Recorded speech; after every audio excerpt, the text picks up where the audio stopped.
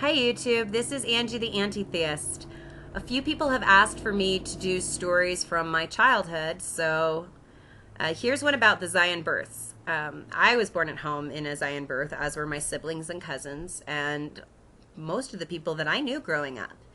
A Zion birth was a birth attended by my grandmother, who called herself a spiritual midwife, and it is in complete absence of any medical care at all. No prenatal care, nothing in the physical realm, all in the spirit, all just prayer and faith and spiritual warfare. And so here we go. Each birth was different, but births were always the same. A phone call, a scramble to pack up Bible, oils, and grandkids. My older brother and sister were attending public school the year the baby ministry was at its zenith. So I would go with Giggy, with my coloring book and an old 5-gallon ice cream bucket used for crayons. We would arrive to be greeted by female relatives of the birthing woman. They would be looking at Gig with hunger in their eyes. She was here. She could make it better. Less scary, less painful, more exciting, more holy, more miraculous. This wasn't just going to be a birth, it was going to be a Zion birth. By pretending humility, or giving the glory to God, and by casting doubts and slanders on hospital births, Gig managed to instill a sense of superiority to Zion home birth. She wrote about only the medical failures, unnecessary episiotomies, elective cesareans, and malpractice suits, and never the medical triumphs, a stillborn baby resuscitated, a preemie kept safe and warm in a NICU incubator. She presented her hatred of doctors and men as a protective warning to pregnant mothers. Now if a woman had birth complications, it wasn't a physical challenge, it was spiritual warfare. If something went wrong, it was because there was something wrong with the mother.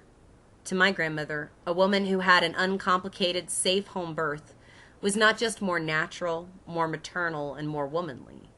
She was holier.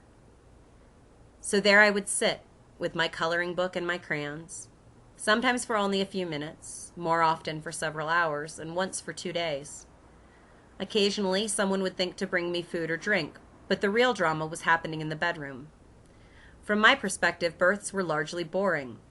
I couldn't watch TV or talk or sing, and no one encouraged me to go to the yard to play.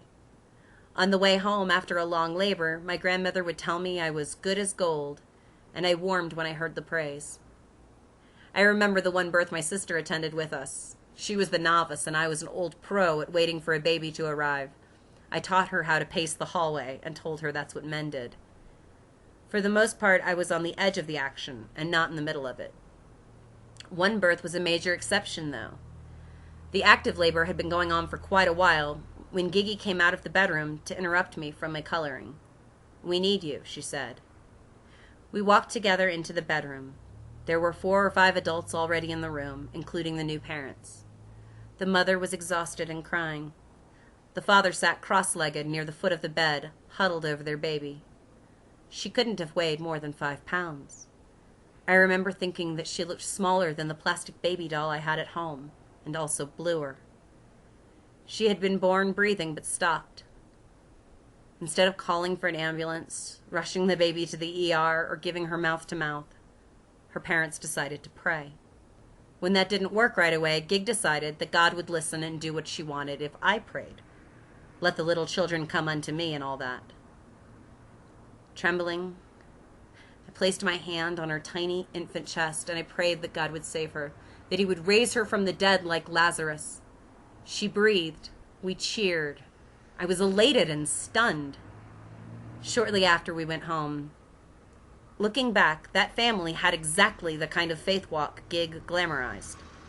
For them, prayer was the only way. Not prayer first, not prayer and, prayer instead. They were lucky. Some of Gig's other disciples were not. And that's all for now, YouTube. I'll be sure and give you more in a few days. Peace.